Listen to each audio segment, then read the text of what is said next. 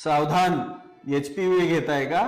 थांबा जरा, नका लय घाई करू. कुठं पळून चाललं नाहीये सरकार, लगेच बंद करणार नाहीये एका दिवसात.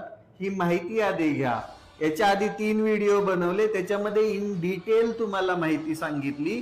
मग माझा फक्त एक सरकारला प्रश्न आहे, HPV वॅक्सिन बद्दल अमेरिकेमध्ये, युरोपमध्ये एवढे प्रश्नचिन्ह उपस्थित असताना, तिथले हेल्थ सेक्रेटरी सांगत असताना की ही डेंजरस आहे, मग तुम्ही त्या आदमखोर बिल गेट सोबत मिळून, त्याच्या गावी फाउंडेशन सोबत मिळून ही लस देण्याचा घाट का घातलाय? का? खूप मोठं टेंडर, खूप मोठा सरकारी तिजोरीतून पैसा काढायचा आहे का तुम्हाला? बरं, मला एक गोष्ट विचारायची आहे. आता जाऊ द्या, हे तर ह्यांना तर काय मुलाबाळाचा संबंध नाहीये, हे नॉन बायोलॉजिकल आहे, त्यामुळे यांना काय होणार नाहीये. बट आपल्या महाराष्ट्राचे मुख्यमंत्री फडणवीस साहेबांनी हा प्रोग्राम लॉन्च केला. फडणवीस साहेब, तुम्हाला पण मुलगी आहे, ती मला माझ्या बहिणीसारखी आहे. पण माझा तुम्हाला एकच सिंपल प्रश्न आहे की तुम्ही हे लसीकरण चालू केलं, तुम्ही एखाद्या कॉलेजमध्ये जाणार, शाळेमध्ये जाणार, तिथल्या एका छोट्या मुलीला ती लस देणार, मग तुम्ही सुरुवात तुमच्या मुलीपासून का केली नाही? किंवा सगळ्या मंत्र्यांच्या जेवढ्या काही मुली आहेत त्यांना आधी लस द्या, मग आम्हा सामान्य माणसाला त्याच्यावरती विश्वास बसेल ना. तुम्ही एखादं कॅम्पेन सुरू करत असताना तुमच्या घरापासून त्याची सुरुवात का करत नाहीत?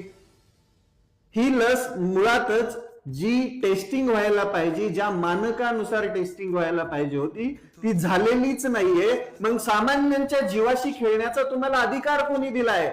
बरं, तुम्हाला पण लेकरं बाळ आहेत ना. आम्हा सामान्य माणसाचा जीव तुम्हाला अमूल्य नाहीच आहे, पण तुम्हाला तुमच्या घरच्यांचा, तुमच्या लेकी बाळींचा जीव अमूल्य आहे. मग तुम्ही या कॅम्पेनची सुरुवात चितून केली तर आम्ही समजून जाऊ की या लसीमध्ये काहीच प्रॉब्लेम नाहीये. मग एक काम करा फडणवीस साहेब, की ही लस तुमच्या मुलीला देताना एक प्रॉपर व्हिडिओ बनवा, नाहीतर मोकळं इंजेक्शन देताना. मग एक काम करा फडणवीस साहेब, तुम्ही या लसीकरणाची सुरुवात तुम्ही तुमच्या घरापासून करा. मग आम्हाला सामान्य जनतेला या लसीवरती विश्वास बसेल. हा राजकारणाचा मुद्दाच नाहीये, हा जनतेच्या आरोग्याचा मुद्दा आहे. आणि जनतेला अर्धवट माहिती देऊन तुमच्या हट्टापायी जर काहीतरी टोचवून देत असाल तर याद राखा, मागच्या कोरोना लसीमध्ये पण लोकांची जिंदग्या उद्ध्वस्त झाल्यात. तशाच जिंदग्या उद्ध्वस्त करण्याचं काम करू नका, कारण की HPV वॅक्सिन खरंच डेंजरस आहे असं खूप लोकांचं म्हणणं आहे. तो विश्वास तुम्हाला पटवायचा असेल तर तुम्ही या लसीकरणाची सुरुवात तुमच्या घरापासून करा.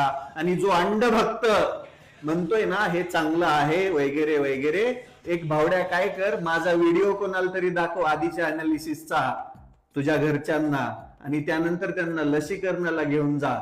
ते तुझ्या थोबाडीत एक मारतील ढकलावर.